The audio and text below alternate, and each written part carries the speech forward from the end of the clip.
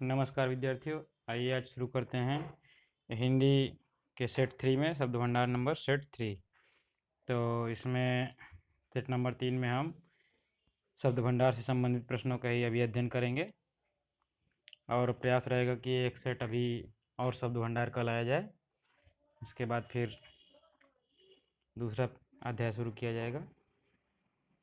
तो आइए शुरू करते हैं। प्रश्न नंबर 1, आंखें फेर लेना का अर्थ है। ऑप्शन ए दूसरी तरफ देखना, बी किसी और को चाहना, सी उदासीन हो जाना, डी नाराज हो जाना। तो आंखें फेर लेने का अर्थ होता है नाराज हो जाना। ऑप्शन डी बिल्कुल सही है। प्रश्न 2, कोयले की दलाली में हाथ काले का अर्थ है। ऑप्शन ए कोयले का व्यापार मत करो, बी कोयले की दलाली में हाथ गंदे हो जाते हैं, सी दलाली नहीं करनी चाहिए, डी खराब काम का परिणाम भी खराब ही होता है। तो इसका ऑप्शन डी बिल्कुल सही होगा, खराब काम का परिणाम भी खराब ही होता है। प्रश्न 3, पारा उतरना मुहावरे का अर्थ है। ऑप्शन ए तापमान कम होना, बी क्रोध कम होना, सी बुखार उतरना, डी सर्दी पड़ना। तो पारा उतरने का मुहावरे का अर्थ जो होता है वो होता है क्रोध कम करना। ऑप्शन बी बिल्कुल सही है। प्रश्न नंबर 4, निम्नलिखित में से लोकोक्ति का सही अर्थ बताइए। जो लोकोक्ति है उसका सही अर्थ बताइए। आए थे हरिभजन को ओटन लगे कपास। इस लोकोक्ति का सही अर्थ क्या होगा। ऑप्शन ए धर्म के नाम पर व्यापार करना, बी पवित्र जगहों का दुरुपयोग करना, सी बड़ा लक्ष्य निर्धारित करके छोटे कार्यों में लग जाना, डी उपर्युक्त सभी। तो यहाँ पर आए थे हरिभजन को ओटन लगे कपास का यहाँ पर जो अर्थ होगा वो होगा बड़ा लक्ष्य निर्धारित करके छोटे कार्यों में लग जाना। ऑप्शन सी बिल्कुल सही है। प्रश्न 5, निम्न में से हाथी का पर्यायवाची शब्द है। ऑप्शन ए कुरंग, बी कुंजर, सी कलहंस, डी केहरि। तो इसमें हाथी का जो पर्यायवाची शब्द है वो है कुंजर। ऑप्शन बी बिल्कुल सही है। प्रश्न 6, कार्य करने के बाद उसके बारे में जांच करना अर्थ वाली कहावत है। ऑप्शन ए सांप निकलने पर लकीर पीटते रहना, बी पानी पीकर जाति पूछना, सी अब पछताए क्या होता है जब चिड़िया चुग गई खेत, डी उपर्युक्त सभी। तो यहाँ पर जो इसका सबसे सही अर्थ होगा वो होगा ऑप्शन बी पानी पीकर जात पूछना।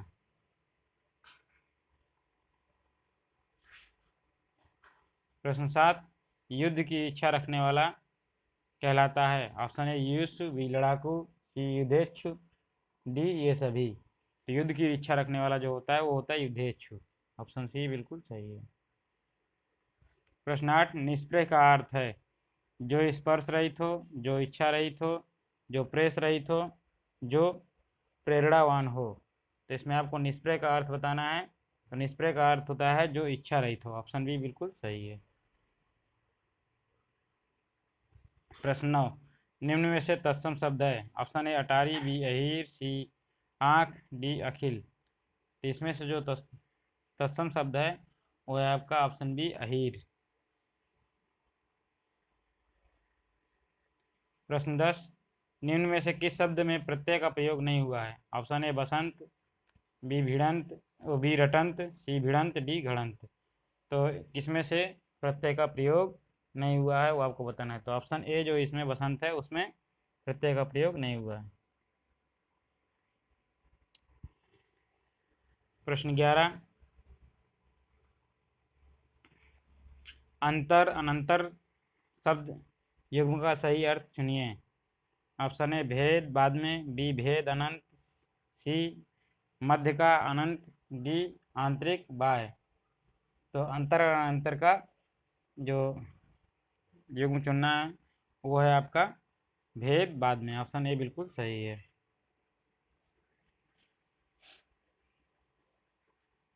प्रश्न 12, अधोलिखित विलोम शब्द युग्मों में कौन सा सही नहीं है।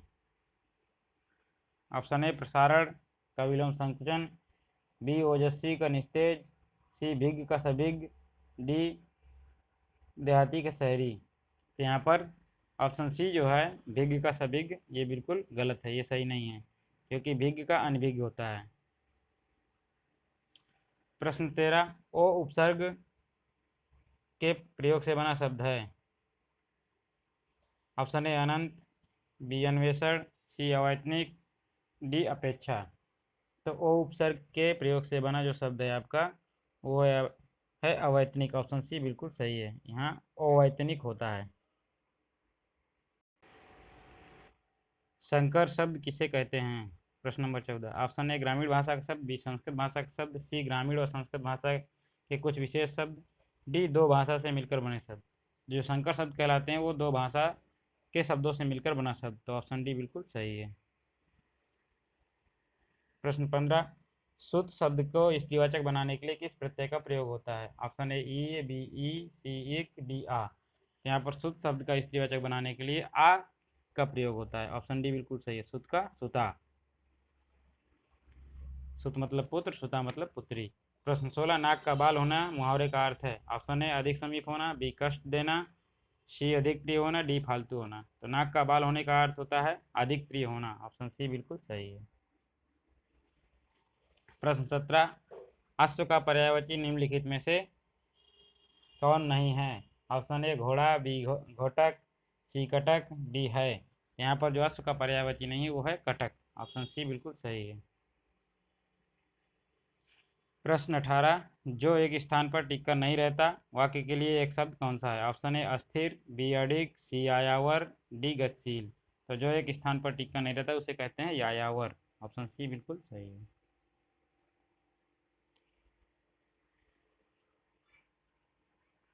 प्रश्न 19। जो अच्छे कुल में उत्पन्न हुआ हो इस शब्द समूह के लिए एक शब्द क्या है? ऑप्शन ए कुलीन, बी समृद्ध, सी धनी, डी कृपण। तो जो अच्छे कुल में उत्पन्न हुआ हो उसे कहते हैं कुलीन। ऑप्शन ए बिल्कुल सही है। प्रश्न 20। निम्न में से कौन सा अमात्रिक शब्द है? ऑप्शन ए कारखाना, बी अमिताभ, सी कलरव, डी चहचहाना।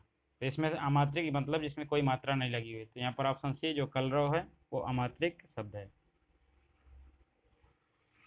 प्रश्न 21। शब्द जो धातु या शब्द के अंत में जोड़े जाते हैं उन्हें क्या कहते हैं? तो इसे क्या कहते हैं? ऑप्शन ए समास, बी अव्यय, सी उपसर्ग, डी प्रत्यय। उन्हें प्रत्यय कहा जाता है। ऑप्शन डी बिल्कुल सही है। प्रश्न 22। औंधी खोपड़ी मुहावरे का अर्थ है? ऑप्शन ए मूर्ख होना, बी कुछ निर्णय न कर पाना, सी किंग कर्तव्य विमूढ़ होना, डी झगड़ालू होना। तो औंधी खोपड़ी का अर्थ जो होता है वो होता है मूर्ख होना। ऑप्शन ए बिल्कुल सही है। प्रश्न 23। निम्न में से किस शब्द में उपसर्ग का प्रयोग हुआ है? ऑप्शन ए लिखाई, बी हानिकारक, सी उपकार, डी अपनापन। तो इसमें से किसमें से उपसर्ग का प्रयोग हुआ है? यहाँ पर जो उपसर्ग का प्रयोग है वो है उपकार। ऑप्शन सी बिल्कुल सही है, क्योंकि आप जानते हैं उपसर्ग पहले लगाया जाता है, प्रत्यय बाद में लगाया जाता है। प्रश्न 24।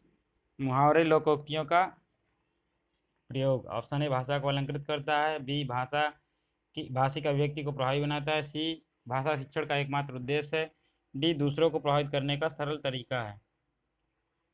तो मुहावरे लोकोक्तियों का प्रयोग जो है वो भाषा शिक्षण का एकमात्र उद्देश्य है। ऑप्शन सी बिल्कुल सही है।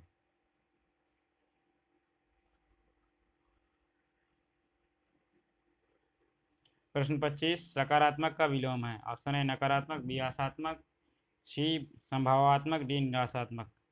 यहाँ पर सकारात्मक का विलोम है नकारात्मक। ऑप्शन ए बिल्कुल सही है।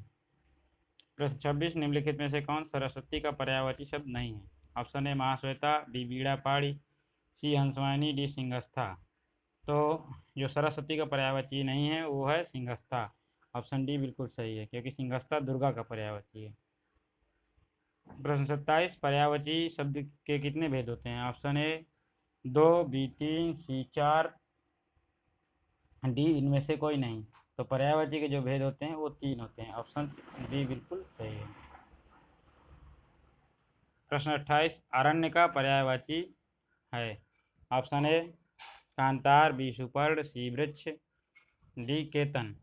तो अरण्य का जो पर्यायवाची शब्द है वो है कांतार। ऑप्शन ए बिल्कुल सही है।